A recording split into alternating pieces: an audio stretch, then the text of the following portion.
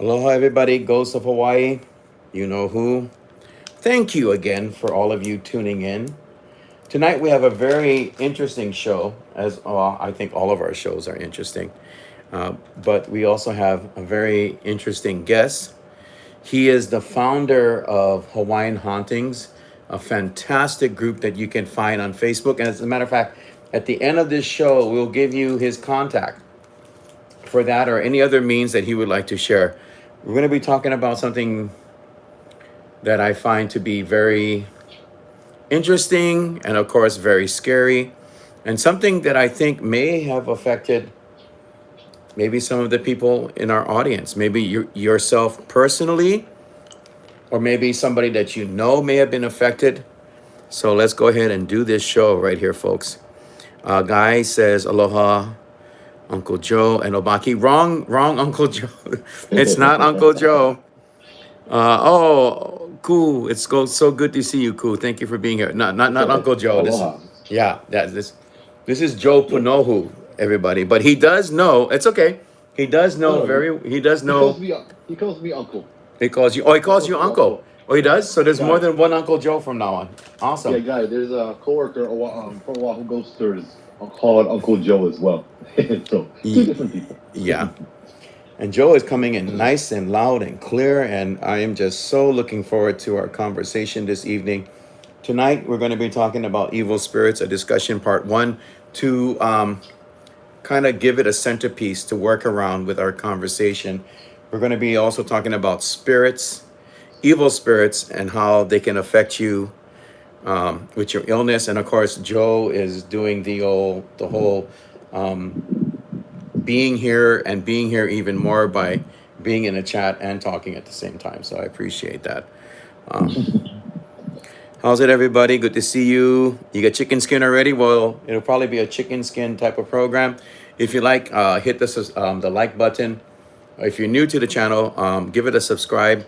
Right now, we're supposed to be out and about in the field, but because of the pandemic, we're all at home. Jamie, it's good to see you. Thank you for being here this evening.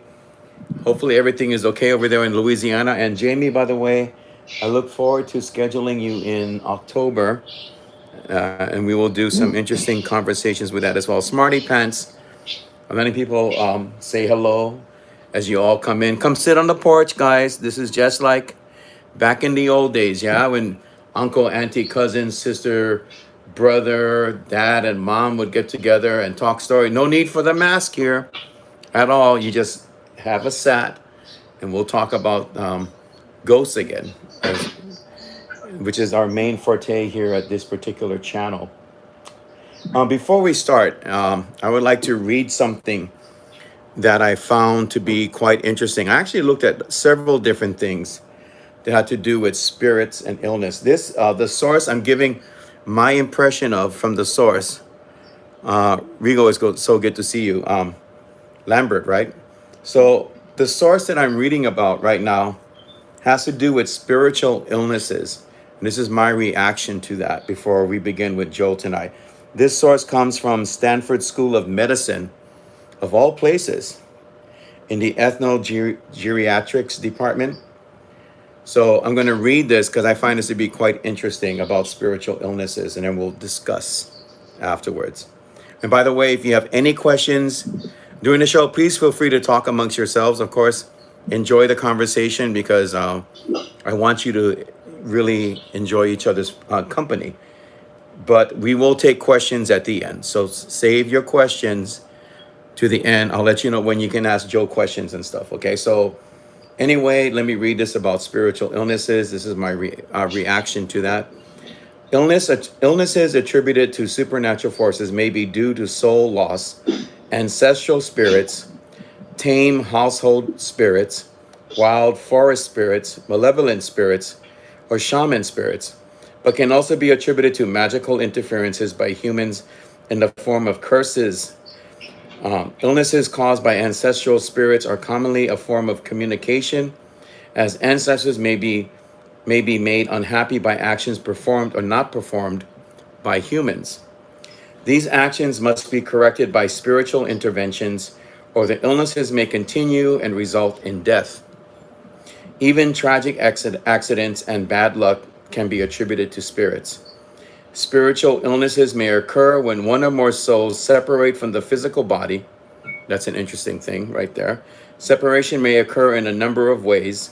For example, a soul may be frightened away, abducted by a malevolent spirit, disturbed by an ancestral spirit, or simply become dissatisfied with the physical body and leave to become reincarnated. The seriousness of the illness depends on the number of souls that are lost, the length of absence from the body, the distance of the soul from the body, the firmness of the spirit's control over the soul, and the exact circumstances surrounding soul loss. Traditional healers, including soul callers and shaman, are called upon to treat spiritual illness, often after natural home remedies fail to correct the problem. Now, briefly, then we're going to bring Joe right smack dab into the middle of the conversation. I find that to be different. I mean, I'm open to ideas and such, but I never heard stuff like multiple spirits inhabiting the same body and all these different types of interferences that goes on. That the way they describe some of this is more along the lines of the Asian belief system with reincarnation and such. Matter of fact, I was reading something about the Buddhist belief system as well, and they also believe in the interference of spirits that can cause disruption to the person's life overall. And I heard all kind of crazy stuff, like, well, not crazy, but very different. Like, I never knew there was meat spirits and blood spirits and all these other types of ghosts and such. So with all of that said, I just gave my reaction to that. I find it to be very interesting, just that again, I've never heard some of this stuff, but that's how you kind of like expand your mind to things, right? And yeah, thank you for, if you like, please hit the like button. Without further ado, everybody, we have Joe Punohu here tonight, all the way from beautiful Kaneohe, while we are all staying at home. Joe, how's it going tonight, my friend? Hey, good. Good to be on, bro. Always like talking story with you. Oh yeah, we just got to ping pong back and forth with Oh yeah. with everything. So tonight's topic, I know I talked to you before the show started. We had conversations about this, the interaction with spirits in the physical world, and how they can affect us in many ways. But primarily right now at the moment, we're talking about how spirits, primarily evil spirits as well, how they can interact with us and cause illnesses and disruptions in our lives. So by all means, Joe, I think that this kind of like is part of your forte because of your experiences in the past. So first and foremost, just so everybody knows, let's talk about the definition of an evil spirit. And Joe, I'll let you take the lead on that. And by all means, express yourself. Oh, yeah, that's a good question. My definition of an evil spirit is something that pretty much just takes over your free will. You know, something that tries to control your free will and tries to make you do things that you would rather not do, kind of thing. That's what I mean, because there's so many stories of bad spirits that are actually turn out to be good.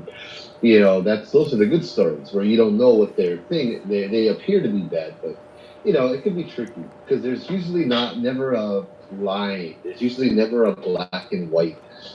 But there's usually a lot of gray in between. But I mean, for evil spirits, I'd say that it's just if they infringe on your free will in a negative way, if they stop you from living a peaceful life, if they force their will on you, if they keep you away from God, if they oppress you, all of that. That's kind of what I use, the measuring stick I use to define an evil spirit. Okay. And I know that it can play out in many different ways. I think one of the most terrifying forms of spiritual illness, if not the defining terrifying factor, is possession. I remember reading in a book that Father Malachi Martin wrote that he went out and he had visited. He's a very famous exorcist, by the way. He performed over 300 exorcisms in his life. and it took its toll on him as well.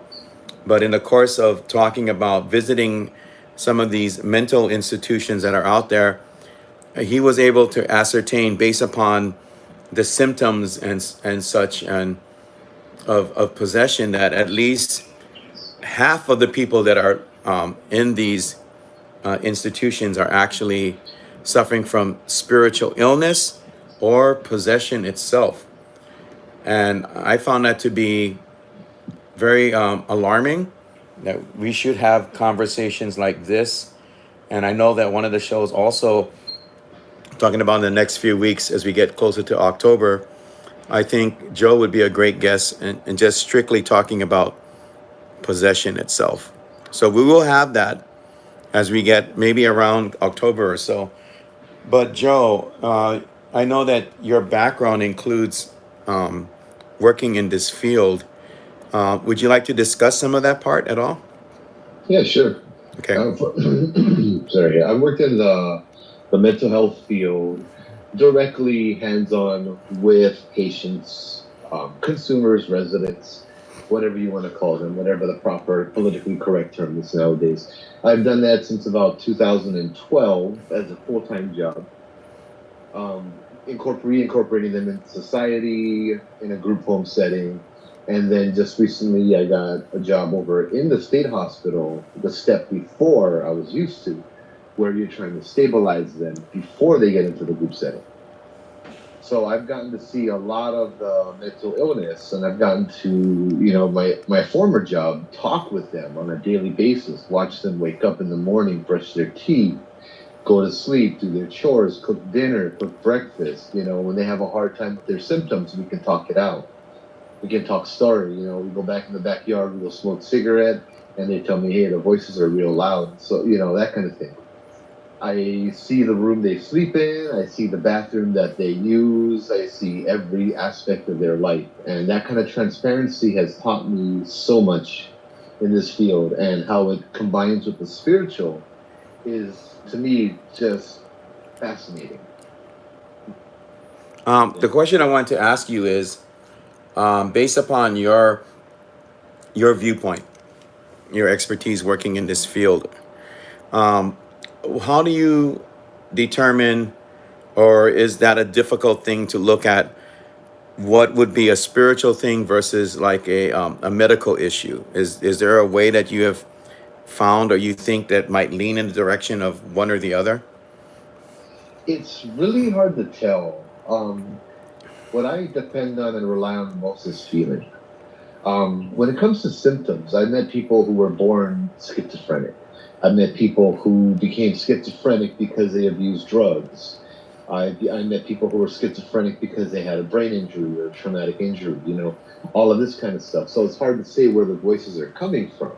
Although a lot of the people who are schizophrenic do drugs. If you're born with it, you do it to cope. If you have it from drugs, you simply abuse it until you fried your brain.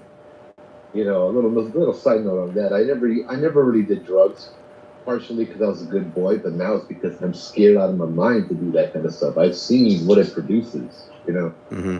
I've seen the extreme end that many people don't get to see. They think, oh, just one time, no problem, and then I'm like, yeah, I know people who said that too, and they've been in the state hospital since they were 18 years old, and now they're 60. You know, Mm-hmm. Interesting. um, but in terms of their spiritualism, it's hard to tell a person's spiritualism because what they say and what they want does not necessarily reflect upon their true intentions. You know, I can tell you I want a better world, but I'm not going to go out actively 24 hours a day and make one. I'll pray. I want people to be happy. I'll pray for that, but I'm not going to necessarily go out all day, every day, and walk around making people happy. It's kind of like that with religion and faith and stuff, too. Many of them go to church because they're told to. Many of Mm-hmm. them go to church because, of course, that's the right thing to do, and they want to do the right thing. The voices are telling them that they're bad, and everyone tells them if you're schizophrenic, you hear these voices, you are pure, unadulterated evil, and and then you're a mess up, and so you want to go to church and seek that salvation, you know, Mm-hmm. but they don't go to church for the right reasons. I see. Um, so it's hard to tell. I don't. This whole field is really, really tricky because you can have people who are on drugs with no mental illness have spiritual attacks, have attachments, be haunted because they're doing drugs. And then you can have people who have the attachment and so they ended up in the hospital. Or you can have people who ended up with the attachment because they went to the hospital. Or you can end up with someone who thinks they have an attachment and they really don't. You know, there's a whole array of it. As I said, you just got to use your instincts, your intuition, your sixth sense kind of thing. Uh, yeah. What I wanted to ask as well is that I'm sure the possibility has happened where having conversations with these people that some of them have maybe said something along the lines that the devil is affecting me or some type of evil is affecting me and that's why I am the way I am. Do you have you run Sure. across these type of conversations? Oh yeah. You have? Oh Okay. yeah. The devil made me do drugs. The devil's the reason why I have all the voices in my head. The devil's the reason why I keep relapsing. I've seen it as a method to blame somebody else for their shortcomings. Instead of taking responsibilities, I tell them it's like, brother, if you relapse, you did drugs again, and we'll have people go through our program and they get their freedom. 6 months later, they're back because they relapsed and the parole officer said, oh, ole, Mm-hmm. back to the program. And they look at me and they're all ashamed and they're like, I'm sorry, Joe, I would relapse because of this, because of that. And I'm like, bro, it doesn't matter why you relapse. You know, we're just gonna get up, we're just gonna try again. We're back at square one. You've been through it, you know what you're doing, we're gonna do it again and again, as many times as you need it, and one of these times it'll stick. When you were saying that, I always call them my downloads, but I was seeing in my head that but I know we've had conversations about it before, Mm-hmm. way before we did the show, right now, and I just kind of wonder, and I've seen stuff in my head like hallways or other places that kind of tell me that there might be possibly spirit activity at the place where you work. I mean, Mm-hmm. has there been that type of conversation? I mean, we don't have to go into detail, but and if there is spiritual activity at the place where you work, is this a possible connection to some of these scenarios that we're talking about? Yeah. There's a lot of, at the state hospital where I used to work, at the other place, the group home that I used to work, yeah, there's paranormal activity. Yeah, there's a lot of things that roam the halls. There's a lot of feelings. There's a lot of stories. Mm-hmm. I don't mind sharing some of them if you want later, but Yeah. that's a collective of, well, sometimes it all depends on the person. And then you got to throw in okay, I'm getting ahead of myself. I know people who have been in the hospital that you look at them and they have some attachments. Mm-hmm. You know that their attachment is just holy moly macaroni. You feel it before they even get into the room. Mm-hmm. And then it leaves with them. But then you have the people who have lived their whole life at the hospital and died, that their spirit is still around. Mm-hmm. Then you have the feeders, which feed off of the low energy. You know, what I was going to say though is it's interesting because it wasn't nearly as bad as I thought it would be, and I think that's in a big part due to the medications that they take. Their medications, antipsychotics, that kind of stuff, really numbs so many senses and so many things to the point where even if there was a spiritual imbalance going on, they don't notice it. And on the other hand, the spirits cannot harass them like they did before because that part of the brain, is closed off, or that reaction part is closed off. They grab you, they scratch you because they want you to be afraid. They want to feed off that fear, that anger, that intimidation. But if you give someone psych meds, you take away their capacity for feeling intense emotions, it's no longer fruitful for the spirit to continue to harm them. I You see. know. Yeah, it's interesting because I just think, spiritually speaking, and it's a positive. There's a positive reasoning behind that expression, but one hand washes the other. What you're expressing, I think too, is like, the cause and then the treatment and everything else. It creates its own results. I mean, hopefully some of them are really, really good ones. But I kind of wonder about, again, location. I've said this in the past too, that sometimes this translates into not only, well, okay, let's look at it this way. Say a person comes into an institution, okay, and maybe they've had, that real spirit attack, that real effect from a demon or some restless ghost or spirit, and they go into a place. If you look at even shows on television and they talk about these asylums and everything, these places are really active. And for me, there's a personal connection because of where I grew up, which is and of course, look at synchronicity play itself out here. The Oahu Insane Asylum, that's the grounds that after it was taken down, that's where I grew up, where they built the place that I lived. And interesting part is a lot of the records are gone, but the remaining records, excuse me, the remaining records from this place have been transferred over to the state hospital in Kaneohe. And as a matter of fact, that's how that whole situation developed with having that location in Kaneohe itself.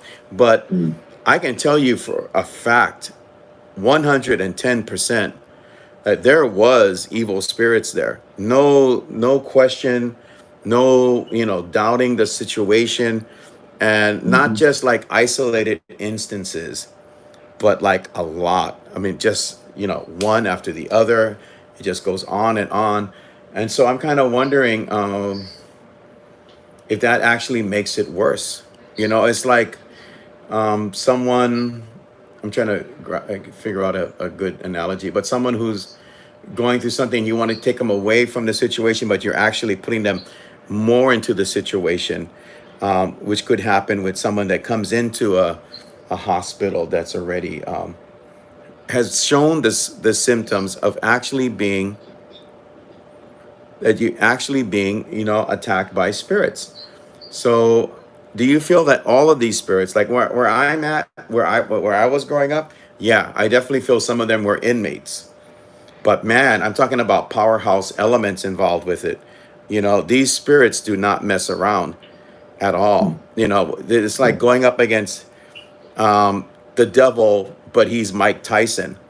That kind of element to it as well. So, do you really feel that that's possible? That it just exasperates the person's illness as well because of that fact. If there's these other things that are going on, and maybe part of it too, Joe, I want to throw into that question is maybe some of these people who get ill also have the sight, the gift, but instead of affecting them in a positive way, it Mhm. took them into a negative aspect. So go ahead. I'm sorry, but I just got to get that all out in the open before going any Oh yeah. further. No, Yeah. you're absolutely right. You're absolutely right. There are things that are just pure evil. A Hmm. lot of the old timers, the co-workers over there, will tell me about the shadow man that they see. Hat man. Hmm. They see him in every unit. They also see a lady in every unit. Like she's walking around the unit in the daytime, and the custodians see her, and they're like, "You're not allowed in the dormitory. What are you doing here?" And she walks into a wall and disappears. Several different units. Hmm. But where there are, it's I've always figured when I worked over there, the whole energy would just be complete and utter chaos. But Hmm. as I said, I was amazed. Not, I don't know if it's a positive thing, but at the amount of the sheer amount of the difference that medication makes. Hmm. I'm still on the fence about that. Okay. It numbs people, and that's not necessarily a good thing. It shortens their lifespans, that kind of stuff. And I'm not saying I'm a fan of medication, but I've seen it. Like at the group home, there was a gentleman that came in, and how our desk was our door was our the front door where you enter the office was to our back, and you can't hear them coming up and approaching you. I know, very dangerous, but we had coworkers watching each other. We had our desks situated to see behind each other. Um, there was a gentleman who, I kid you not, I could feel his presence as he walked up. Before I could even see him, I could feel this guy's presence. And this guy didn't go to the state hospital first. He was just, pardon my French, but batshit crazy. Mm-hmm. This guy was huge. This guy was muscular. This guy was intimidating and threatening on every level, and he was crazy.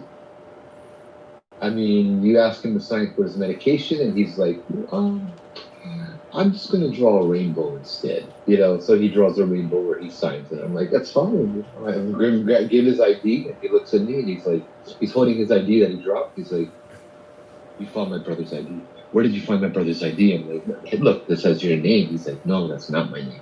If it Wow. was something like if his name was Robert, Mm-hmm. I'd say, look, it says Robert. He's like, no, my name is Bob. My brother's name is Robert. This guy was he had a child mentality, but he was terrifying as well when he didn't get his way.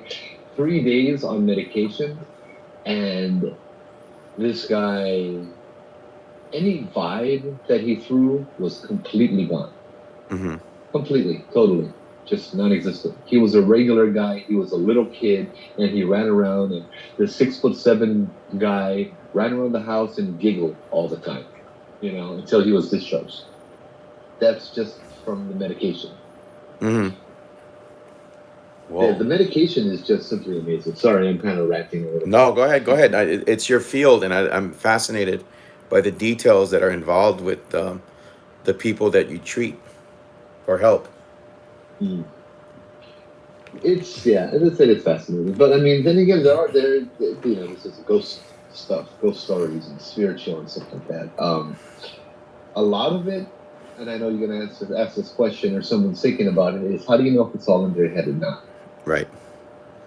I remember I read Harry Potter, and the last book was Dumbledore, and a line I'll never forget. It says, "Of course, this is all happening in your head. Why does it mean it's any less real?" I love that. It's like, because it's happening in your head doesn't mean it's not real. That got me thinking. Sorry, a little tangent, but you hear about people who hear voices, auditory hallucinations. You hear about people who see things and they see visual hallucinations. I met a chick who had olfactory hallucinations, which meant that I was cooking steak for dinner one night and I offered her some, and she said no thank you because it smells like dog poop. Whoa. And it legit smelled like dog poop to her. And I'm smelling this wonderful steak, and she's like, Joe, I have olfactory hallucination. I don't smell steak. I smell dog poop. She's like, sometimes. I told her, like, what other stuff do you smell weird? She's like, sometimes I'm in the bathroom and I kid you not, I smell fresh cooked bread. Wow. But that is their reality. Somebody comes up to you and says, "Oh, your perfume stinks," and you just spend like $1,000 on it. To them, it actually does. In their reality, in their world, it actually stinks. You know, so to realize that helps perspective a whole lot. Just because you're not experiencing it doesn't mean it's not happening to somebody else. Right. So, what I wanted to ask is also, in your opinion, when it comes to the spirits that are affecting these people, what kind of spirits do you think? I mean, have you sat there and thought about it? I mean, because I know you've Mm-hmm. worked in the field for a while. What type of spirits are doing this to people and affecting them? The one that you feel are legit or anything along Oh those yeah. lines? Yeah. there's been a bunch of legit stuff that's happened. One of the first ones actually, like the first week I started back in 2012. I can't say the names because of HIPAA and whatnot, but this gentleman was middle aged. He was diagnosed with a mental condition, and he lived with his mom the entirety of his life, kind of thing. I think he did get married one time, or at least he said he did, but there wasn't any record of a wife or kids. Um, the gentleman was very quiet.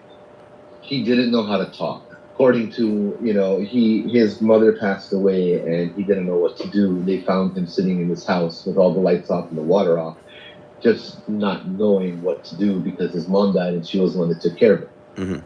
Hmm. Um, so I walked into his room. We're doing just, I think this is actually the first day. We're just doing our mandatory rounds at the beginning of the shift to see where everybody is, and the state of each room, and I could feel something above. Before I walked into the room, I could feel something in the corner, opposite of the door, on the top of the corner of the roof. Then I opened the door, and he's lying on the bed, gasping for air, croaking, fighting something. And my coworker, I'm like, look at my coworker, I'm like, what's going on? Is this normal? He's like, oh yeah, yeah, this is normal. He does this every now and then. I'm like, okay, does he do it everywhere? He's like, no, just in his bed.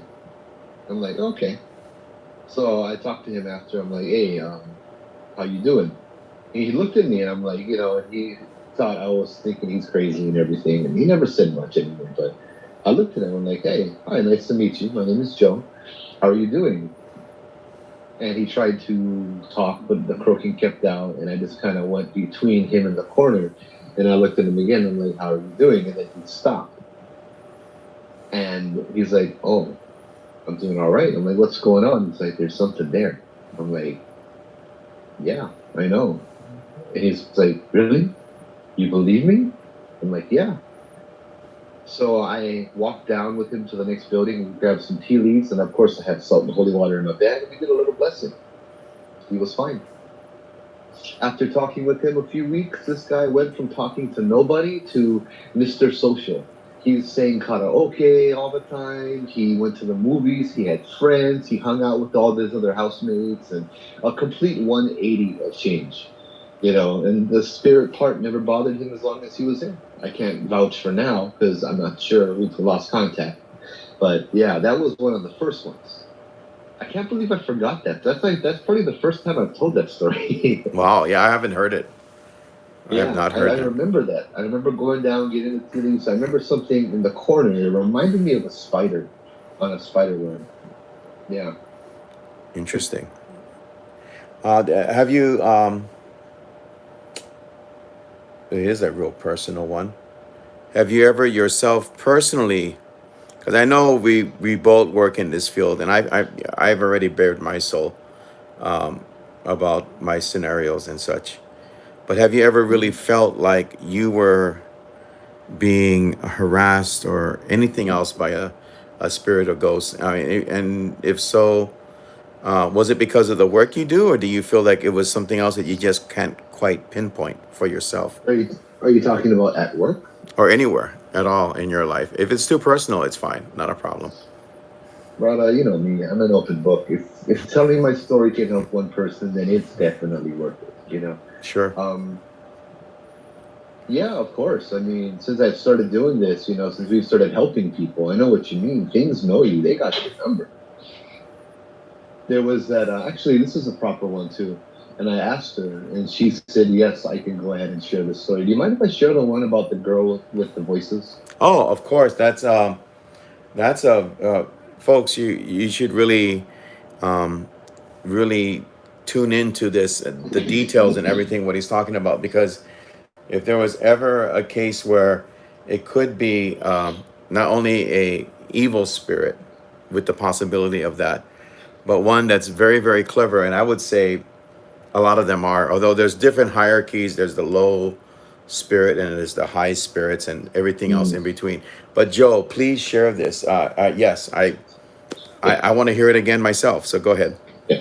We don't seem to get the low spirits anymore, do we? We get the devious ones that give us trouble. Yep, true. Remember the good old days when just We had the low spirits running around doing their thing. Yeah, I do where you remember. just dealt with, where we just had to deal with ghosts. Yeah. That was so easy. Anyway, there was this this because I have the Facebook group. I have a lot of people that follow, and I help people. And you can ask Obake, you can ask Wapaka, you can ask anybody that knows ghost stories, and if they have a problem, they come to you, right? Mm-hmm. I don't know why they don't go to the priest, but Right.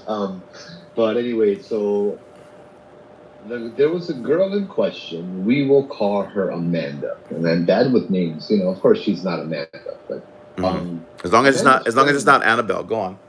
Yeah. Yeah. I want to change the name now. So Amanda's friend is the one that contacted me. She was in the group, and she said that her friend is going through a lot right now. There's a lot of stuff going on in her life. There is, and there's a lot of spiritual stuff. She's haunted. She has a lot of attachments, and on top of that, she has breast cancer. And the attachments she thinks is causing the breast cancer and that kind of stuff. And so I'm kind of familiar with that a little bit as well. I said, all right, well, I'd like to meet her. We can talk and, see what we can do. The kahuna in me wants to find the imbalance and, help her to fill the imbalance. Like, we need to go church more. We need to get this more. We need to do that more. Mm-hmm. The day I was supposed to do it, well, it was on a Sunday. A few hours before we were scheduled to meet at 1 p.m., 12 p.m. over in Kalihi. Mm-hmm. Amanda's friend messages me and she's like, oh my God, Joe. Hold on, let me preface this first. Some random dude on Facebook messages me. I don't know who he is, never met him before, not even a friend. This guy is from the mainland and he sends me a message. Good Joe or bad Joe? And I'm like, what? What the heck? And I message him back and he never responds. I'm like, what the heck? Mm-hmm. As I'm getting ready for the case to meet her. And then the friend reaches out to me right after I get that message and say, Joe, I hate to tell you this, but I found out she's doing drugs.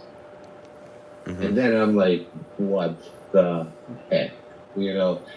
You wonder why you get this kind of issues. You doing that kind of drugs, ice, meth, all that kind. She's doing all of that stuff. You wonder why you get all of these ghost problems and things talking to you. And I started getting mad. I'm like, this chick is wasting my time. I'm tying my shoelaces, and I'm like, all right, we're gonna go see her because this may be a legit case, and I want to check it out. And like, so how should I present myself? I'm thinking this in my head. Should I be good Joe or should I be bad Joe? And then I'm like, oh wait, I just heard that. Uh-huh. Excuse me. And I realized I'll be bad Joe. Anyway, so I get to this girl's house, and the friend gets there, and Amanda makes us wait for 1 hour. Mm-hmm. She's upstairs taking a bath, doing this, taking her sweet time. Amanda's friend knocks on the door, pounds on the door after an hour. It's like, you open up this damn door or I'm going to break it down. How dare you keep us waiting, and blah, blah, blah, blah, blah. So finally, this dainty little girl, about maybe in her late 30s, comes down the stairs, dressed like she's going to a nightclub at now 1 o'clock p.m. on a Sunday. High heels, makeup, mini skirt, everything. And I'm like, what's going on? And she's like walking kind of, she can't walk straight. She's like tweaking, like she keeps like just tweaking her neck, and like she can barely talk. And she's like, oh, sorry, something didn't want you to come here. Mm-hmm. I'm like, and that's why I'm here. And I go back to my car, grab my bag, because I think something's about to happen. I get holy water, my salt, my tea leaf, just in case, my just in case bag, my item bag. And so I walk in and we go to the table, we sit down, and then it begins. And I'm like, all right, so tell me what's going on. And then this other voice starts coming out of her mouth, and this hissing, and this snarling, and this, This battle inside this chick was going on, and half of me is thinking this chick is crazy. The drugs made her crazy. But I'm like, you know what? We'll see where this takes us, right? Mm-hmm. So I turn my recorder on because they need to know I'm not a professional. I'm not a psychiatrist. I'm not, you know, I'm not the one who diagnoses mental illness, you know, and I'm not a professional. I'm going to tell you ghost stories and I'm going to tell you go church and that kind of stuff. You know what I mean? Right. I have to get that recorded so they don't turn around and sue me, kind of thing. So I started talking to her, and it's not her, it's something else. And I'm like, all right, we'll play this game. And then she says, I record it, and this is all in my recording. It's a 2.5 hour recording. Hi, Joe. Hi, you're gonna fail, Joe. Something like that. And I look at a friend, and I'm like, did you tell her my name? No. This chick didn't even know my name. you know, she's never met me in my life. And like back to what you were saying, this spirit already knew. And that's when I kind of thought maybe this is an actual attachment. Her problem was she had so much things in her because she was gifted. She was I believe she could be a very successful trance medium, letting the spirits into her to talk. Problem is, she doesn't know how to control it. So the spirits come in, but they don't come out. She had something like 20 something different spirits inside of her, and I got a chance to speak to at least 5 or 6 different voices, everything. Half of me is still thinking she's crazy. I hit her with the holy water, and she starts like hissing and screaming, and I mean, like I'm full on like I'm not a small dude. I'm full on like my hand, it has my St. Michael's medallion that I put in holy water, and I'm pressing it up against her forehead, and she is trying to get out of her chair like it's burning, and I have to forcefully hold her down so she doesn't hurt herself or bang her head on the counter or anything like that. Um, this goes on for some time, and I talk to this thing, and that's the whole recording. I talk to this entity, this supposed spirit that's haunting her, and it's not necessarily me talking. I feel that it was more Saint Michael talking because yeah, that does happen. You know, Mm-hmm. um, it was intense.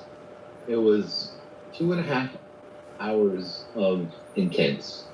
I was finally able to bring her back to herself after about maybe 20, 30 minutes.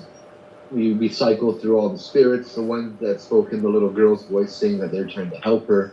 The one that hissed and spat and said her name was Makela, and I'm gonna fail and I can't do anything and and start swearing and all of that.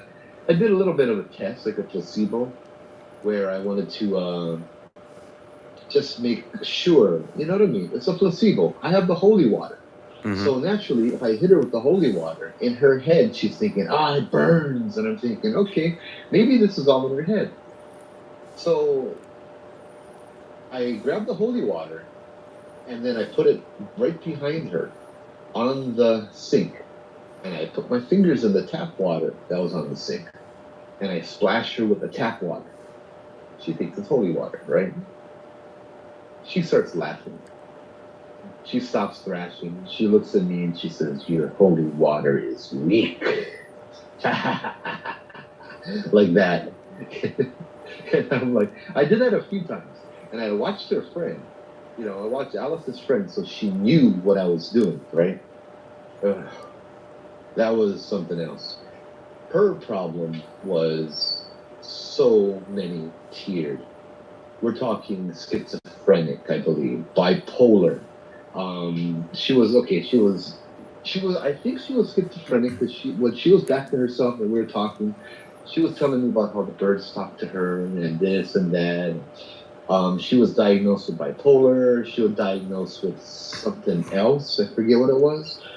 And she also actively does drugs. She admitted that to me. And she doesn't go to church, although she's a Catholic. And this is just a whole just a bad picture. I mean, I want to help her, but I even called out Michael and I said, Michael, banish this from her. get rid of this, get rid of these entities and give her freedom. Get rid of these. Michael didn't. And I thought about why. Because if Michael did get rid of it, they're going to come right back. The spirits are going to come because she's not going to stop doing drugs. She's not going to go to church. She's not going to get help. She's going to keep pushing everybody away from her because that's her life now.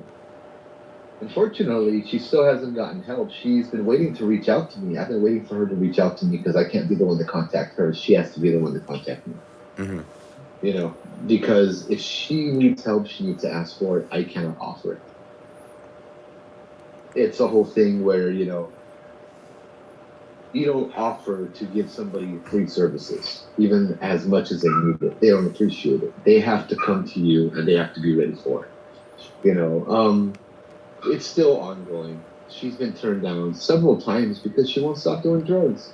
She goes to get the breast cancer removed, and they give her a test, and her test comes back 30. So because her UA was 30, she can't undergo the surgery, right? Or the treatment.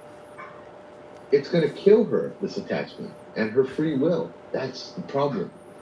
Mm-hmm. But this is many-fold. This is drugs. This is a spiritual gift that turned into many attachments. This is an absence of religion. This is a mental illness. It's so many different facets to one thing. It's really, really overwhelming. But you got to pick it apart layer by layer by layer. I spent 2.5 hours. I spent more like 2 hours just talking to her and telling her, this is what you need to do, and this is what. Number 1, go back to church. Number 2, get help, get on medication, go to a counselor. You can go to a priest counselor if you want as well. Do all of this stuff. Listen to them. They're professionals. They're here to help you, right? Mm-hmm. Yeah. So the final outcome of it's sad to say is ongoing tragedy, I guess. There's no final outcome. Yeah, there's no It's still in final outcome. development. Yeah, Yeah. that that's why it's it's a very important thing, and I'm glad we have programs like this to reach out and share our experiences because we can easily get involved in so many. The world today is like a candy store. It's a candy shop. You go in and pick your flavor. And just go with that. Run with whatever you feel is okay. And what's really important, I guess, is to stop and pause and look at exactly what our decision making is like in life because it can lead to situations like this. These doorways are there. Whatever way you want to look at the doorway is going to still be there, and you just got to be careful what's on the other side. Always, at all times. I've seen situations where people get addicted to ghosts. And that's you're talking about getting addicted to drugs. Well, what happens when you get addicted to ghosts? I've worked on cases where one or two that come to mind where I talk to them about their circumstance, and it's like, so what happens when we how do you feel about what will I gotta ask that question, like, how do you feel things are going to be once we work on removing the haunting of your place?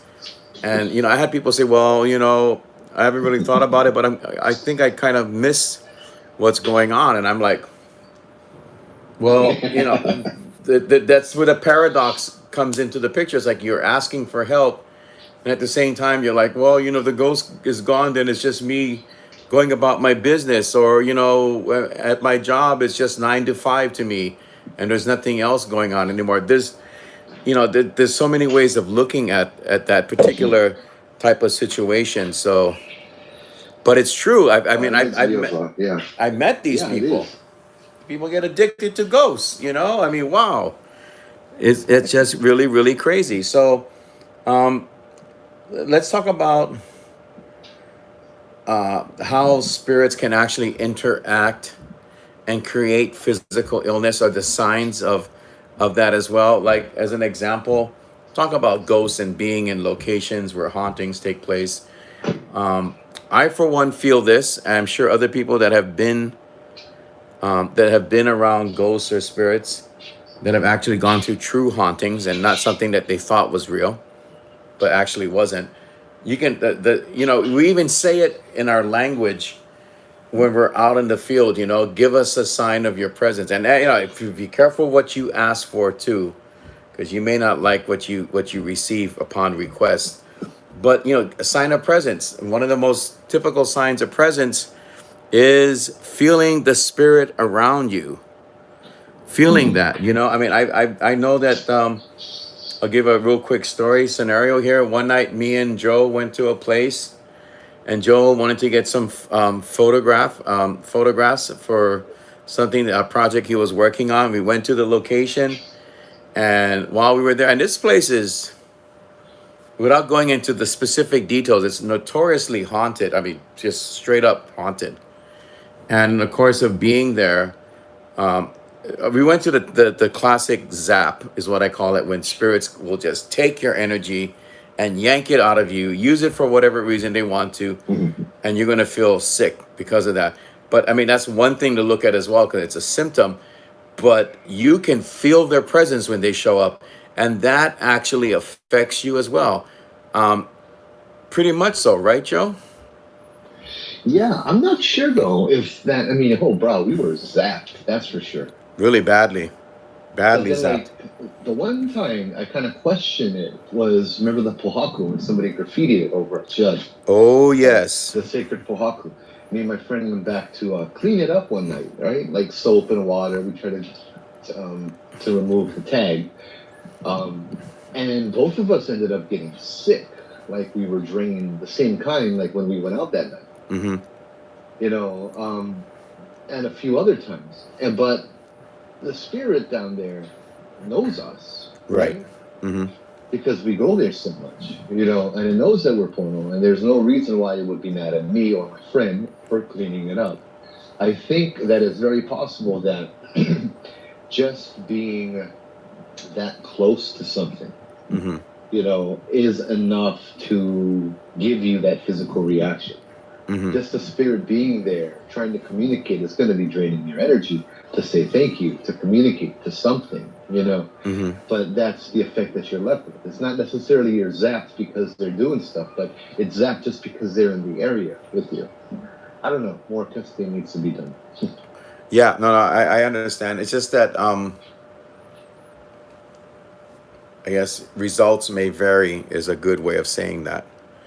Um, for myself, when I went through my encounter with demons, with actual demonic energies and such, I mean, there's a difference when it's evil. I think it is a real Yeah, vivid. yeah.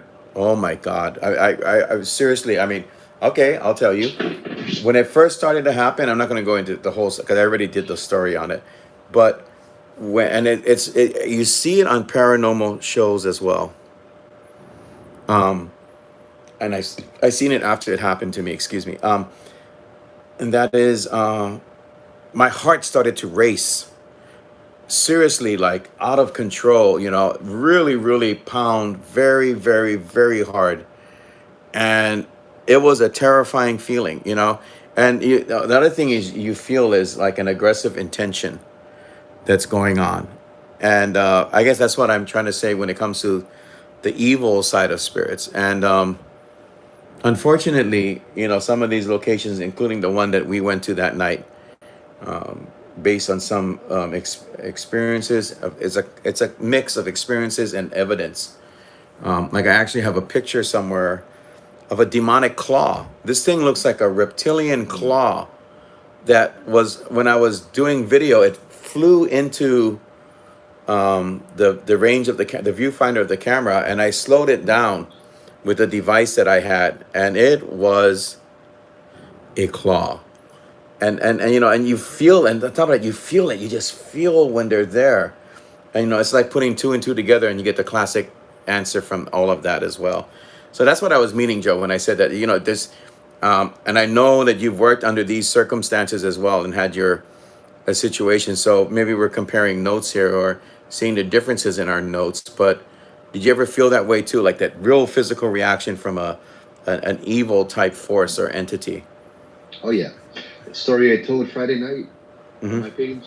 Yes. Yeah, you could feel the evil coming through. You know, the phone, social media, in the group, in the messenger app, you could feel the evil. And the thing about it is, a lot of my friends are sensitives and psychics, and they could feel it too. Hmm. I Yeah. mean, just type it out. Just type something out, and immediately they know already. You know, Guy, if Guy's still here, Guy, you know the one I'm talking about. You you told me, and you are gifted on your own, my friend. You told me that you're backing out of this one, and I do not blame you at all for that.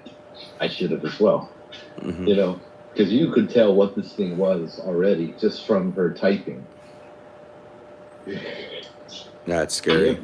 That's really scary. Yeah, that thing was just evil, evil intent, evil everything. Invitation Good to you. doesn't spy on you. Good doesn't take your measure. Hmm. Good doesn't test you. Good doesn't test your faith in God and laugh at it. You know what I Right. mean? That's Right. not good. Invitation to you to share that on the show on possession, which will come up in October. October is going to be an interesting month. The circumstances have changed for the people in the paranormal community here in Hawaii, but thank goodness we find different ways of interacting with each other. I listen to Joe's Facebook that he does on Fridays, and then also doing these type of shows as well to continue moving it forward. And it's good. Our experiences are supposed to mean something in the long run. That's what I really think is important as well. And so yeah, an invitation to you, Joe, when we do the show on possessions, and Mm. because that's going to be whoo, whoo, whoo. I mean, we're kind of like on the outer fringe of it. Let's just kind of like going, okay, well, this stuff is really here. We're kind of talking about it, but oh, when you dive into the middle of it all, everything kind of like changes overall together too. Um, you've worked in various different scenarios again, but during your time, and I always like to go back and hear these particular stories. I really, really do. In your time as a ghost tour guide, which I can only imagine. I think we should do a show on just Joe and his ghost tour side of, of of his experiences. But I can only imagine you're out there so many nights a week. Every night is a different night. I don't think no two scenarios actually. It's impossible for them to play out. Close to even being the same. But because I remember some of the things you shared with me. They're out there, right? I mean, these spirits are out there, and they have affected people. As an example, just to kind of like maybe bring you into a certain type of wanting to share a certain type of experience. I know in some of the things you did, people actually got physically ill, right? Didn't they get ill? Mm-hmm. Yep. They got ill, correct? Yep. What was that like? Or do you? These examples are really kind of showing exactly what we're talking about with that whole thing with evil spirits and the connection that they try to establish in a situation. So, you want to give like one or two scenarios of that at all as well? Of course. Okay, Of course. go. There's no place to me that has manifested so plainly, so just obviously good and evil as at Paradise Park. Okay. You know, the when we would go there on the tour, every now and again you would get that smell of rotting flesh just pass through the group from the opposite way that the wind is blowing. And the wind, although it might be nice and cool, or the breeze, Hmm. this is warm. This makes people sick. This creeps through the group. You know, that smell of rotting flesh that you shared with me, you experienced that as well, right? Yeah. So one Over second, Joe, the 1 second. Mhm. Someone's asking. Okay, 13 souls. When we're done with this interview, I want you to address that question again because that's very interesting. So just letting you know, on hold with the question, but it's a very good question. And I don't want to lose that moment. Hold on to that moment, and then once Joe is done, we're gonna open this up to questions because I know Joe really loves to interact with people as well. So I'm sorry. Go ahead. Yeah, Joe. The smell. Yeah, I have smelled Just recently, going up to Old Poly Drive, it really happened. I mean, it was so. It was the way I described it, which happened about going on 10 days ago or so. It was like a physical thing. It was like a Mhm. wall of stench. It's some of Yeah. these things are hard to explain. Yeah, you know what I'm saying. It's a wall of stench, man, and you just go right into it. And not only are you going into a sensation of smell, you're going into a sensation of spirit, full on spirit. You know, and there's no two ways about it. This isn't like driving down the road and you smell something that died. You know, this thing was overwhelming. It was everywhere. I mean, Yeah, and it everywhere. follows you. It's Yes, not. It's not confined to one location. yes. It doesn't make sense. I mean, we were at the site for easily half an hour before we smelled it. We didn't move. You know what I mean? If you Mm-hmm. were there that long, and there wasn't any wind, there was hardly a breeze. Mm-hmm. Um, yeah, you think we would have smelled it before, right? Yes, And then definitely. in reaction to that, um, I started seeing everybody get sick, and I felt something because it was going through the group before it hit me. That's how the group was set up, right? Mm-hmm. And I could feel it, and then I heard someone, "Oh, what's that smell?" And then I could smell it. And for a few seconds, I was drained. I was weak. I didn't feel well. Like almost like a fever kind of feeling. And then from the back of the valley, the opposite direction, this gust of wind, sustained gust of wind, probably about 45 miles an hour or something, Mm-hmm. ice cold, blew from the back of the valley and blew the bad smell away. And this wind, I remember opening my mouth. It smelled delicious and it tasted delicious. This wind was like flowers and fruits and everything good. Maybe like Starburst, not Wow. quite. It was just refreshing, and it energized everybody. Everybody just stood there and nobody moved while the wind was blowing for like maybe, I don't know, 10 seconds, just sustained. Nobody moved. People froze where they were standing, and then everybody relaxed. And everybody smiled and everybody got excited and started talking. And this was midnight. This was the last side of the tour where everyone's usually tired. It was like everyone just had a 5 hour energy drink. Was this Halloween? No, no, I forget what day that was. Okay. They all kind of blend together. It wasn't a special day that had made any sense. It's just, this happens from time to time back there. But this one was the most telling, you know. Yeah, it's the descriptions that you've given. People getting sick, and then it's like this. The sickness is the trigger to something even greater than that. And that would be the actual influence or borderline possession and such, which is I know has happened. You've shared some really hair raising experiences, which is why it's good to have you on this platform. And reality is reality, and it will bite you, and it will Hmm. it will shake you up and down, and Oh yeah. it'll have its way with you if you're not strong enough to actually overcome it.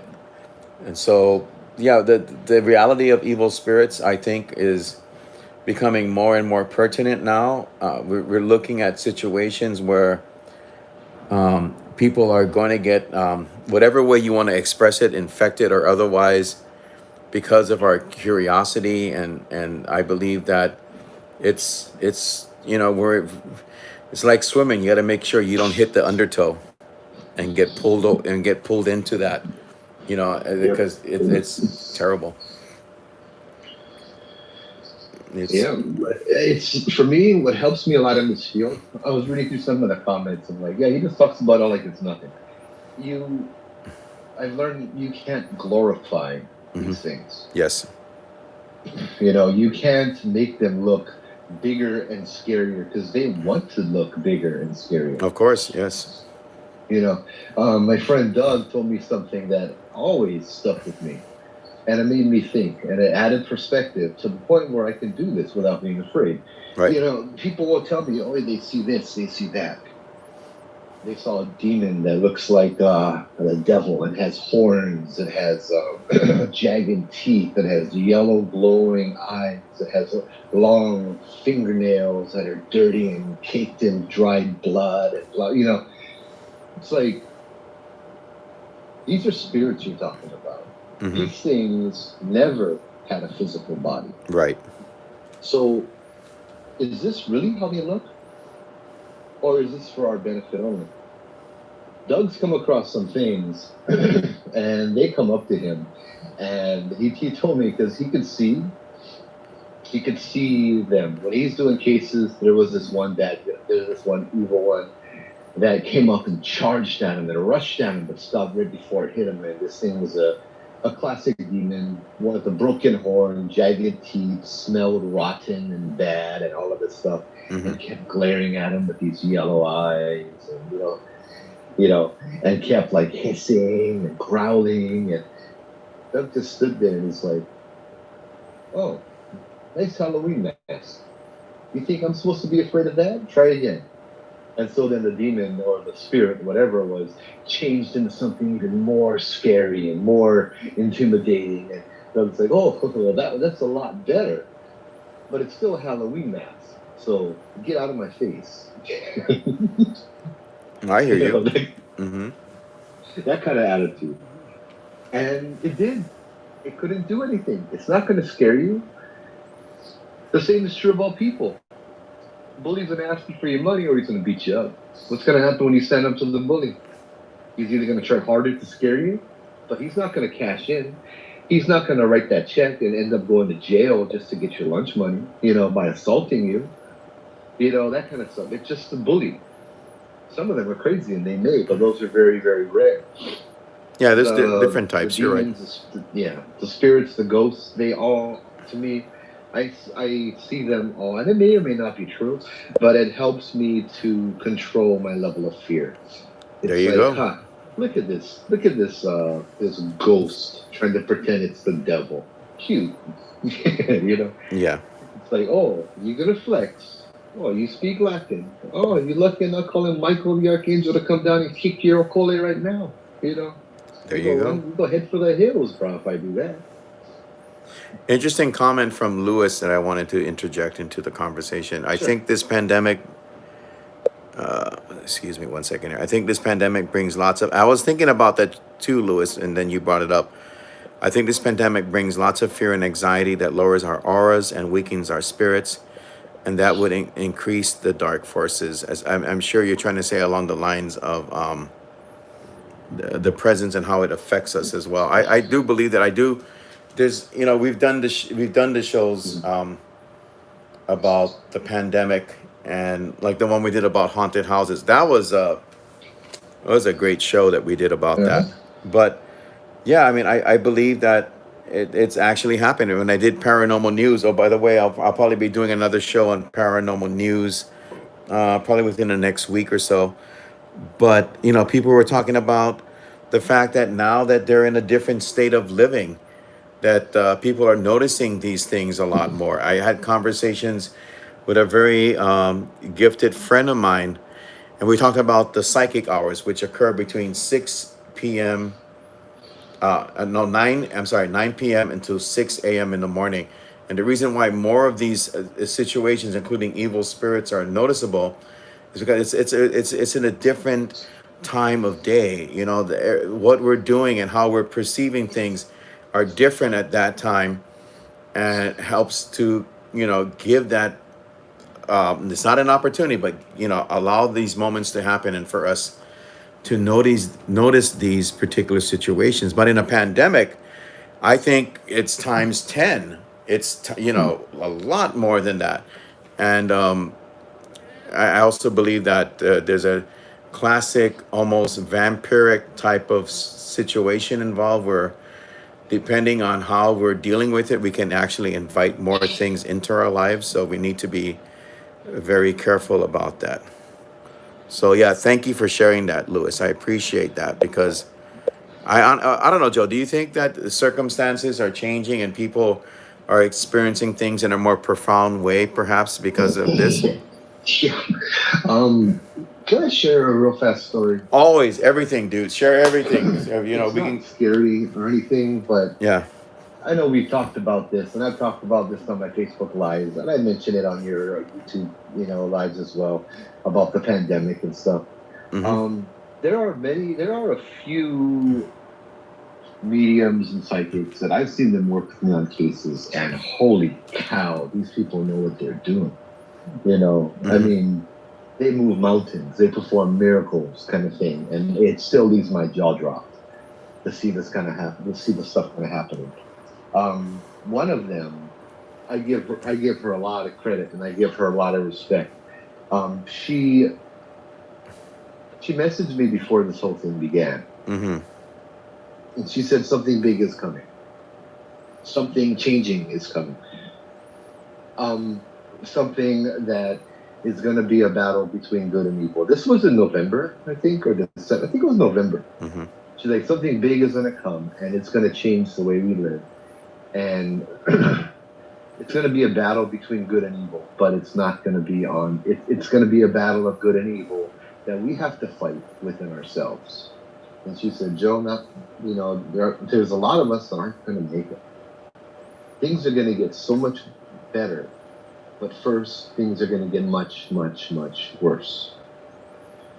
I remember those words. And it wasn't until about a month or two ago that I kind of was able to put a name behind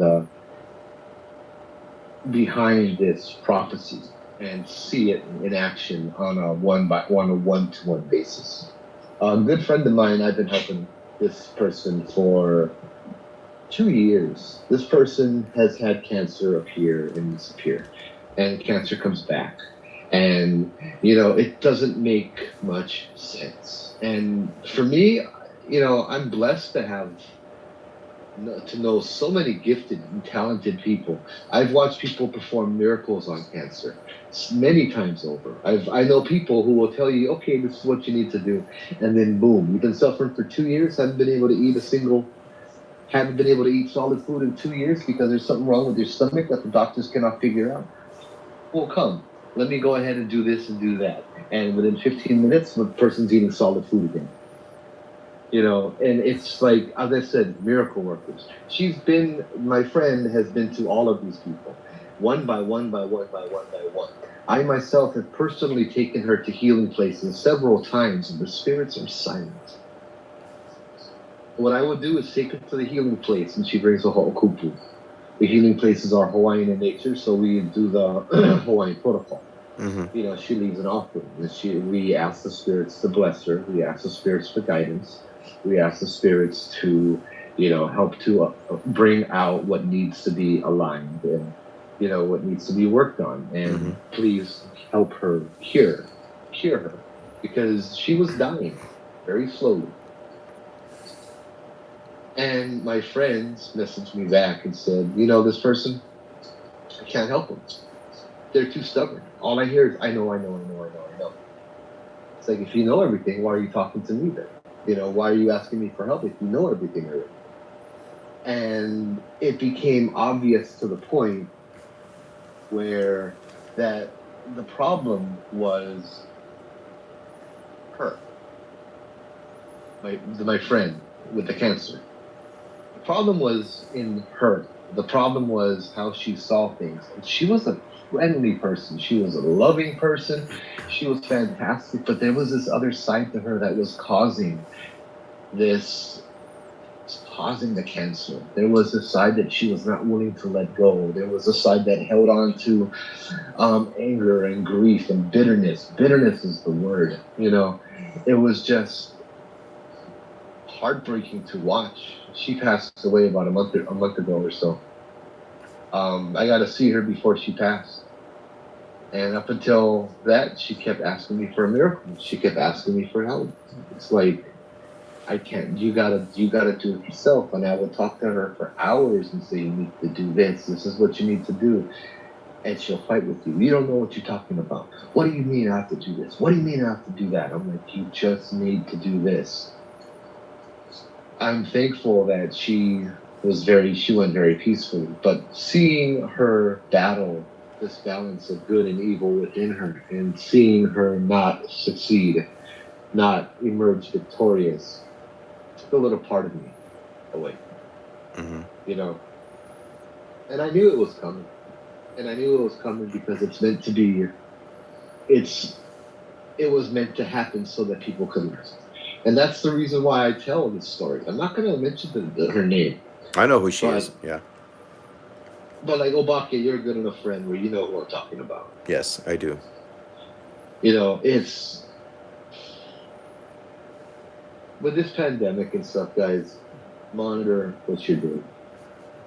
Monitor good versus bad. You know, I meet so many people that it's way more important to go out and to go party than it is to be careful where you can save lives. The me outweighs the we. Yeah, that's the problem. You have to think about everybody else before you can think about yourself. That's very You true. gotta, and I'm quarantined. I've been quarantined since March. I think I went out in the field with you guys, what, 2 times, maybe three since March? Yes. And it kills me. I want to go out with you guys all the dang time, every week, twice a week if I could. That's what we used to do when I had my days off. Every day off, we're out, bro. That's right. Very much so. And you know that's one of, and I can hear an ambulance in the background. And in today's world, you got to kind of wonder when you hear ambulances. Now it's very sad how our way of thinking can change. But yeah, speaking of that, I mean, there can be benefits to all of this. These type of shows and our expressions about what is going on here and now. Because I mean, I know for a fact that one thing that did change me with this pandemic, and I work on my other issues as I go along, is the fact that don't take anything for granted anymore. Don't ever take anything for granted. I mean, we used to have these complaints that we would talk about, and they're still there and they're still valid, but things can change, and sometimes the rug is pulled under your feet to make you realize you need to find your way to stand up again in a whole new different way. You don't do it the way you've done it before, and yeah, I mean, when you do this field for a long time, yeah, sometimes you kind of sit there and you think, well, what's happening tonight up at Judd or any of these other places. Maybe these spirits are like, oh yeah, thanks for the break because you guys have been here way too much. That kind of thing as well too. But it's important. I share this on social media, even though many times I've told you folks I am not a fan of social media. I despise it. I really don't like it. If it does serve a purpose, I can use it for that reason, like prayers for people and such. But now is the time to live more than ever before. Even though we're looking at the situation, and it's like, and it really truly is terrible. It is. There's no way I can wake up in my day and go, well, things are just going to, there's going to be a really big, bright, shining moment. We'll have our moments, but we have a ways to go. We really have a ways to go in all of this. And it's funny how it brings out, sometimes the worst brings out the best in people. And I believe that that's possible. And even now with what we're doing and such. And I know, and I thank Joe for that reason too. We were talking about earlier. It's like, well, we have this chance to, talk about things. Maybe, not as maybe more than we did before. We're combing through the finer details and everything. And I think that's important as well. And also, by the way, this is only part one of an ongoing discussion that we'll have involving evil spirits and how it can affect people's lives. But you know what? Just to let everybody know that's watching, we're not going to just keep it in that format. No way, of course. We're not going to keep it like that. We're going to throw in a lot of different things as well. And I got to ask Joe this question. We've been through different types of experiences. We're both lovers of good ghost stories and spooky ones as well. Sometimes the spookier, the more intriguing they are. But based upon what you said as well, I think you have a passion for the spiritual as well. We're talking about these healers and such. So I invite you to be a part of those discussions as well, where we look at things like Wednesday night, we're going to do Puli. I'm intrigued Mm. by that. Pohaku was a great show. I thought it was great, and of course, your manao in all of this as well is greatly, greatly appreciated. So I think this is a time to find balance between these two aspects. What do you think?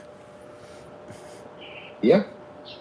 Um, it's funny because a lot of people come into the paranormal to be afraid and to be terrified and to get scared and all of that stuff. Hmm. But there's always a lesson to learn, and that lesson, majority of the time, is healing. It's even if the case has no happy ending, this is a case that so many times, that's one of my scariest stories. And people have messaged me and said, "Thank you. You have helped me. You've helped me with my experiences." I've Hmm. helped them wrap it up. I've helped them. I've given them the backing that they need, however it is. I think it's all. I mean, I love the spiritualism part, the religious part, just being a good person, that kind of stuff. And that's kind of where I like to tie in all the ghost stories to this. It's like this person was haunted because they never look at the problems and they never finished what they had to do. This person's haunted because they did drugs. you know, Hmm. it's such. Yeah, I bet you'll agree with me on this one too, dude. It's so frustrating when somebody wants you to come to their house, do a blessing, press the magic button, and make sure, and all of a sudden, oh, no more ghosts in my house.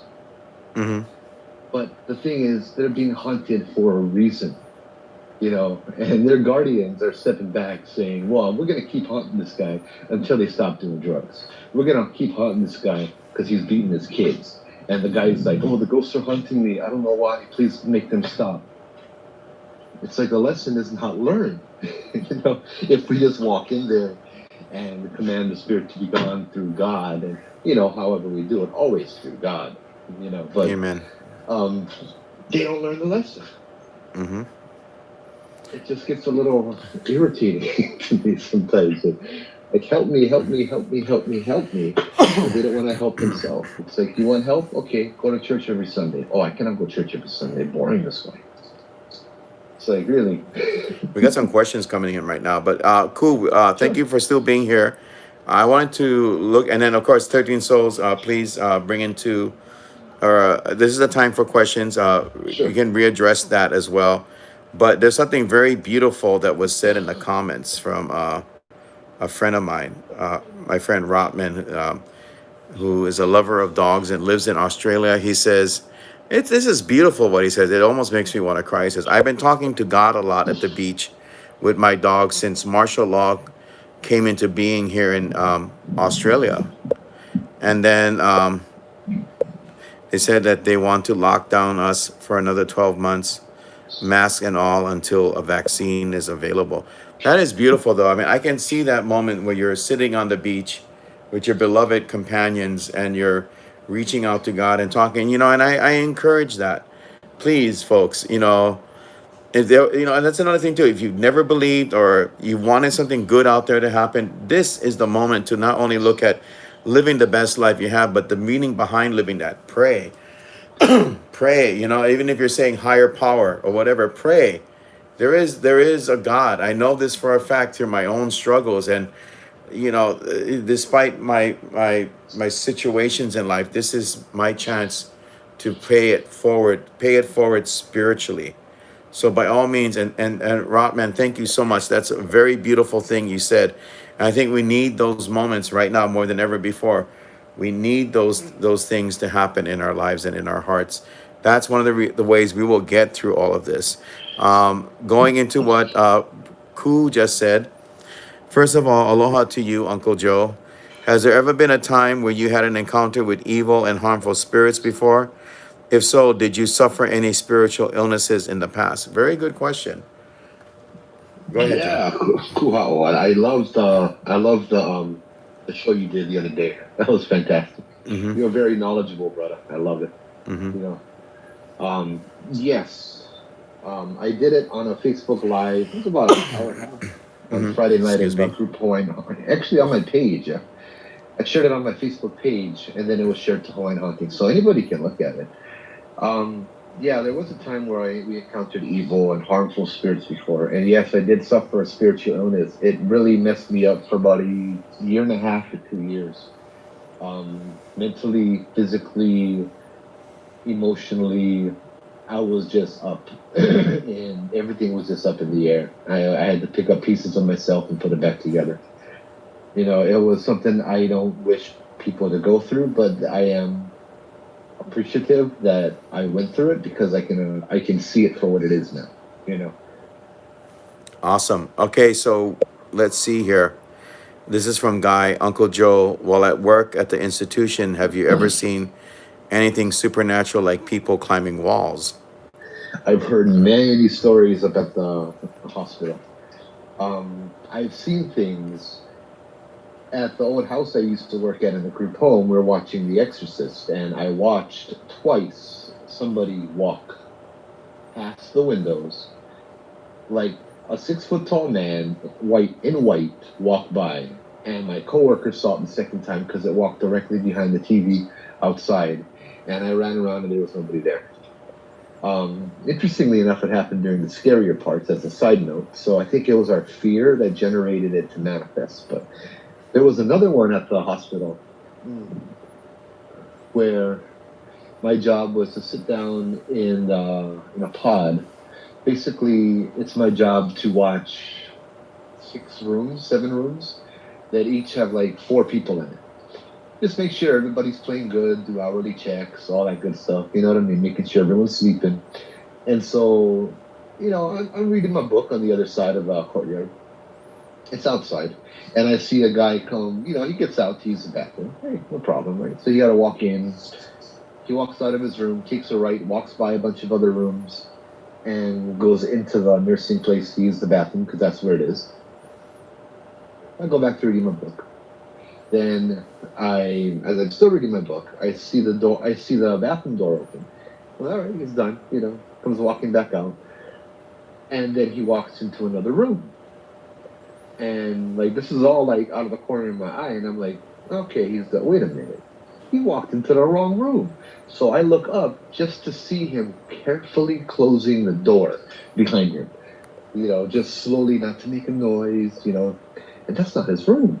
I'm like, this freaking guy, what is he trying to pull?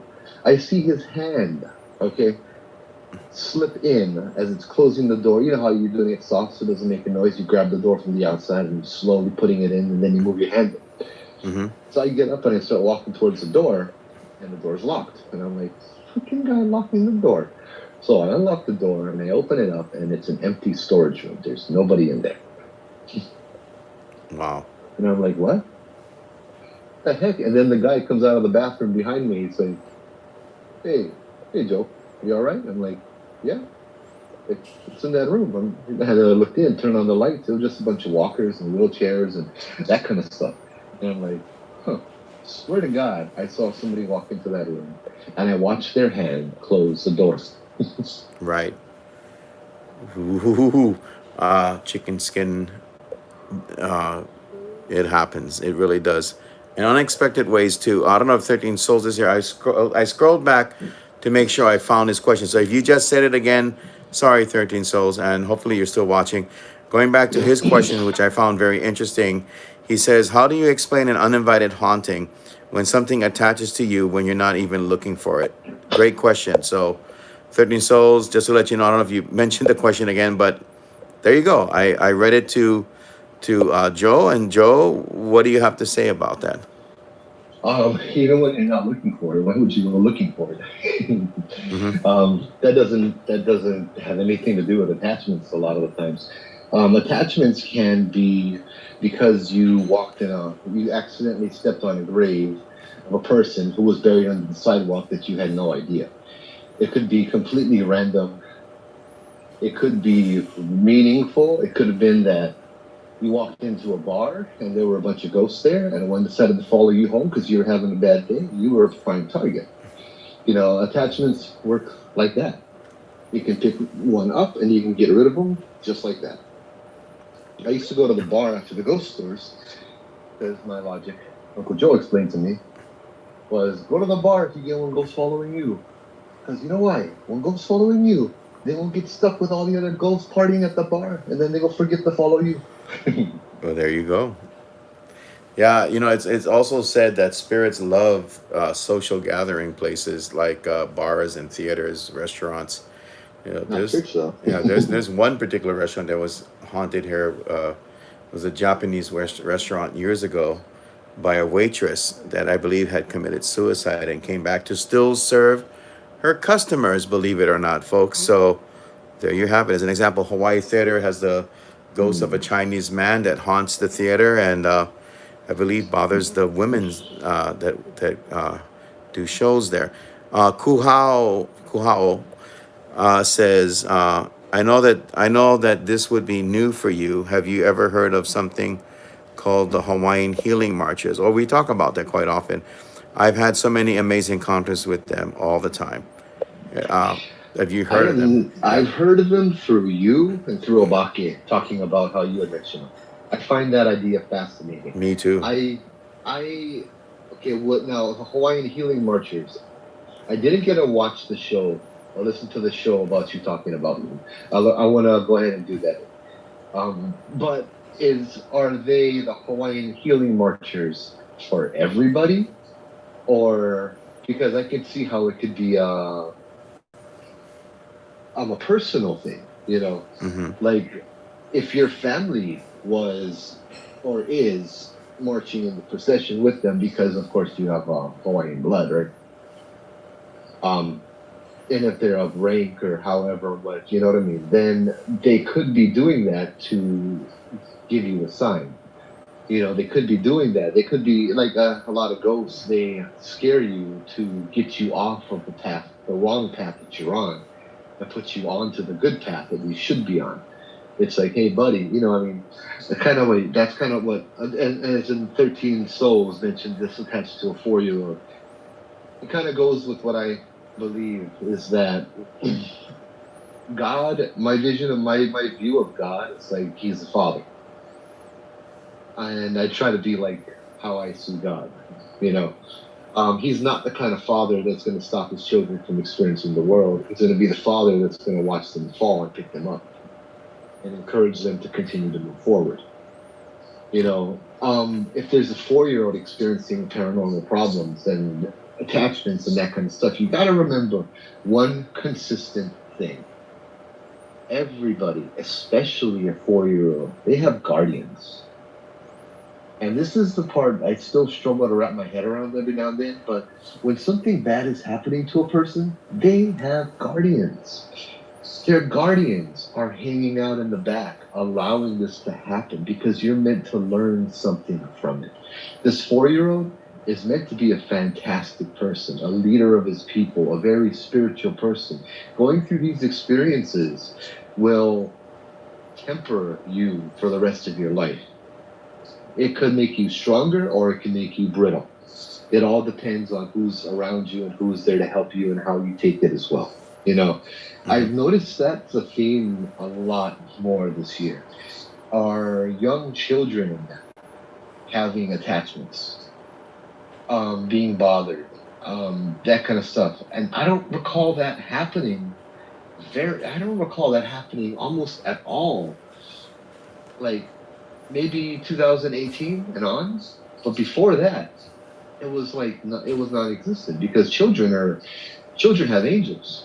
The difference is a child doesn't know to call upon the angels to protect him, so the angels are always there to protect him. However, when you become an adult, the angels can't interfere with your free will. So unless you ask them for help, they can't help you all the time, kind of a thing. Excellent response to that question. Yeah, and I know what you were saying earlier. It's true. I mean, and I've said it myself in the past that things are changing, and there's going to be I hate to say it, but there's going to be more changes than what we're experiencing right now. But then again, it's a refinement. This is how we build up ourselves as well. And it's sad because not everybody may draw upon that resource in themselves, but it is readily available. Kuhao says, my cousin has 3 kids, the healing marchers. They appeared in their dreams so many times to give out a special message for the future of Hawaii. And the other thing that he said too, sorry about that, Ku, the healing marchers is for everybody, especially to and for all those who are currently ill. And they only come out at sunrise. And that's what I found interesting because, again, for those of you that are wondering, and I'll mention this later on as well, Ku is up to bat tomorrow night as well, and the next night. When he describes that, it's a very spiritual experience. It really truly is, because it's like the opposite of what everything has its place, right? Whether you're on this side or the other side, there's a place for everything. So the marchers, the healing marchers, have their place, and theirs are at sunrise in the morning. When he talks about them, I see it. I can actually see it in my head, the description of everything and their intention and how they work. And I remember one time, because he likes to, well, and I ask him to as well, he loves to do pulis and prayers. So, he mentions them. And he says, when you wake up tomorrow, you're going to feel a certain way. And, well, I woke up and I felt that energy. But then again, again, everything serves a purpose. So if there are healing marchers, it kind of makes sense to me that there's night marchers. One appears in the morning with a specific purpose of healing and continuity. The night marchers come out at night based upon the traditional aspects of Hawaiian culture, and they appear for various different reasons. There's even some stories that are coming out now that there are different types of marchers we never heard of before. That we just never ever heard of these type of marchers, but they represent a different aspect. So it's interesting how Ku expresses this, because again, we look at balance or something that's supposed to give us more of a purpose in our lives by just refining our wants and our needs in a better way. And I think the marchers, the healing marchers, help to maybe in representation of that as well. So again, cool. Thank you for sharing that, because like I said, I never ever heard of this. Is Okay, cool. I got a question for Kuhao. yeah. Do they manifest? And do they manifest as like a miniature sun? Because I heard a story about daytime night marchers in Waimanalo on Oahu. Coming down a mountain ridge, they were preceded by chant, one woman chanting above all the rest, and a miniature sun slowly going down a cliff, or going down from the top of the mountain over Waimanalo to the bottom. The grandmother was shooing all of her kids in the house, yelling at them to hurry up and get out. It was about 12 noon. And the trees, the person that saw this lady that saw this, she was a kid, she remembers, the trees bowed to the light. And the light went down, like the light would go down the cliff, and the trees would like bow to create a tunnel over the light. Does that make sense to you at all? Is that kind of what the healing marchers might be? That's a great question for Ku to look at. I'm waiting for him to respond. I'm sure he's still watching. Here we go with Ku. Excuse me. They manifest as a person full of goodness and light, serving God and Jesus all the time. Whatever God and Jesus tells the marchers, they are humble and obedient to God and Christ for what they do. Now, Okay. that's interesting too, because excuse me, Joe, just for a moment. What Cool talks about with me, and in a way, I've been praying about this. I mean, because the whole thing with the paranormal, unfortunately, if you look at shows, I know some of you are talking about that in the comments and such. Representation of the paranormal, and I get it. I truly get it. although I try not to be engrossed in that, is that it's a very dark subject, and people unfortunately are using, as an example, we won't mention the exact apps, but some of them that we use have like satanic symbolisms on them as well. But I was always looking for someone that would truly boldly express their belief in God when having a discussion about the paranormal. And Joe does that as well. But what's interesting is Cool talks about the Hawaiian religion, but at the same time, it talks about the religion of believing in God and Jesus and the Holy Spirit, and Mm. the fusion of where all these things kind of meet and come together. I think more or less is seen with the healing marches. So in this, the classic portrayal of marchers and everything is, of course, following the ways of the past and the gods that they worshipped and everything. But Cool, when he talks about this, and it's really interesting, is that he brings that all together, and says, in this situation, these are marchers that are openly worshiping God. And I just find that to be very, very a wonderful thing. It really, Yeah. truly is. Man, I can go on with this topic for a long time. I'm sure Joe would jump in and we Oh just yeah. go for it, man. So We my real, thing is, the yeah. Hawaiians never knew God unless you're talking about Eo. Hmm. Eo, right? Hmm. Do you? Is it? I don't believe that the Hawaiians knew of Jesus and they knew of God and that kind of stuff as well. This suggests that it's less of a traditional and more of a contemporary marching kind of thing. Unless, of course, it's believed, I've heard that Io, is preceded the polytheistic worshiping, the four gods, Ku, Lono, Kanaloa, and Kane. That Io preceded those four, because those four were brought from other places in Polynesia, and Io was number one, the one monotheistic deity, like God, Hmm. Let's see what Ku just said. Fantastic. Yeah, it is incredible. I mean, I can just, months and months of shows just with some of these topics here. Seriously, months and months of it, or years. Whenever you are near their path, where they walk, you hear chanting, drumming, marching, and he speaks of the seven lamps and seven torches, the manifestation of them. They welcome you with great loving embrace. If there was ever some of the things that you described, Ku, a definition of the word aloha, which can mean so many different things, that's one of them. And again, to just have this come forward into our thinking, it's much needed. It really truly is, and I think it helps us to put things where they belong. For their own reasons, like the night marches serve their reason, and now this healing marchers are in the picture, and it's serving a reason. And if there's ever any a time in the world we need to talk about healing and not just pandemics, it's right now. It's here in this moment. And without guests like Joe as well, and Cool,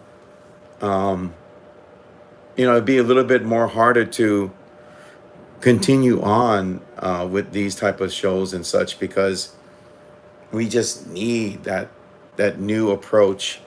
And I know it's now here, and it's just important that we continue to find ways to express it, and not only express it, but put it to darn good use, honestly and Mhm. truly.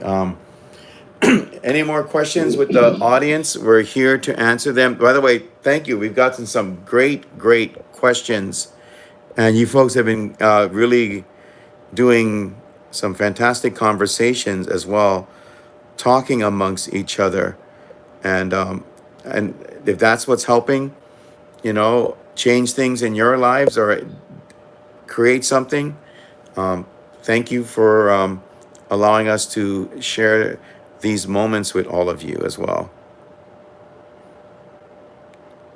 Oh, I heard about the elevator. You know, and that's the other thing too. Someone was talking about this earlier. These games that people are playing right now at like 3 a.m. challenges and such. There's a whole bunch of craziness that's going on in the world as well, and we really need to address that at some point in time. But if that's all for now, folks, what we will do is we will leave that door open, and tomorrow night, Who will be walking through that door and coming into the conversation, and we're going to talk about evil spirits with him as well. And I'm sure the healing marches will again become part of the subject matter. And on Wednesday, it's kind of interesting how these shows play themselves out. We're going to talk about Puli. So it's like we go through this, process of looking at these things that happen, and then, oh, you're welcome, 13 Souls, and thank you for contributing, all of you folks. And then we reach this point where we do something like a show on Puli or Pahu and such, and it just kind of like clears the path again. But these conversations are definitely needed, and even with what we talk about with Joe, it allows us to see that these paths are viable and that they're there for us whenever we need them. So we're gonna leave the door open. Cool comes in on that one tomorrow night, and then Wednesday Puli, and then we'll take it from there. And Joe, I did mention that if you have an idea for something that you want to talk about, that's great. You can either do it now or later on, but let me know, and let's do another show. I always enjoy. I can just sit here and listen to you for a very long period of time, each and every time we do talk. Oh yeah, same here, bro. We got plenty of stories, and we don't just listen to the stories and go, "Oh, bro, scary." Huh?" Yeah. We try to figure out the meaning, the reasoning, the logistics, and that kind of stuff. And we try to see what we try to look deeper. And we analyze and we dissect it and we take it apart, and that kind of stuff. We look for comparatives and similarities, and yeah. Excellent. Yeah, so let me know, or I'll shoot some ideas your way. But I would definitely like for you to choose the next one that you want to talk about, and let me know when you want to do it as well. And Yeah. so, anyway, Joe, social media contacts and everything else, go right ahead. Facebook, I know. So take it away, Joe. Yeah, Facebook, Punohu, Joe Punohu. Yeah, I get two accounts, but the one that I use, the one with me standing in front of the Kamehameha statue doing a tour. Yeah. That's my Facebook account, my Gmail. If anybody needs to contact me, Joseph Punohu, Punohu @gmail.com. Real simple, yeah. Or go to Facebook, Hawaiian Hauntings Group. We have a lot of people, a lot of stories, a lot of experiences, a lot of pictures. Good group of people. People are respectful. That's one of the coolest things about the group is that we have moderators that lay down the hammer. You don't have to agree with everybody, but you do have to respect everybody. And we have merchandise. Today we just got we're trying to start this whole thing. We get Hawaiian hunting T-shirts. Today we got a mask, a face mask, and a coffee cup. And yeah, so thanks to Jamie. Jamie's the one making all of this by hand. Wow. Thank you, Jamie. That's Yeah. amazing. Yeah. So, yeah. Before we leave, Obake, do you mind leading us in a prayer?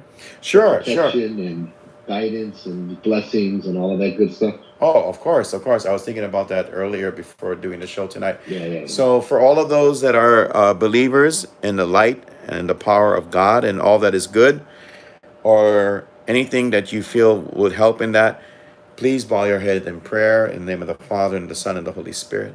Father God, I thank you for bringing us all together here and allowing us to express our concerns about the things that are happening in the world and to individuals as well. We ask always for your guidance and your help and your protection, and to lead us by your wisdom and by your Son and the Holy Spirit. Please protect all those that are here tonight, Let them leave peacefully and nothing following them or bothering them. In the mighty and glorious and giving name of Jesus, I say this. Amen. In the name of the Father, Son, and the Holy Spirit. Amen. So, folks, thank you so much for being here as always. Again, you help make this show what it is for real. If you guys aren't there, you're not interacting, you're not asking the questions and everything else. We only have half a show. We have great guests and subject matters, but thank you all for being a part of it as well. I'm going to kind of like more or less end it right now, and we will talk again very soon. God bless each and every one of you. And tomorrow night, do not forget, we have part 2 of this subject about evil spirits and such. Until next time, Ghosts of Hawaii, your home for a dose of ghosts and great, great, great, great guests like Joe. I'll talk to you again soon. Aloha. So here we go.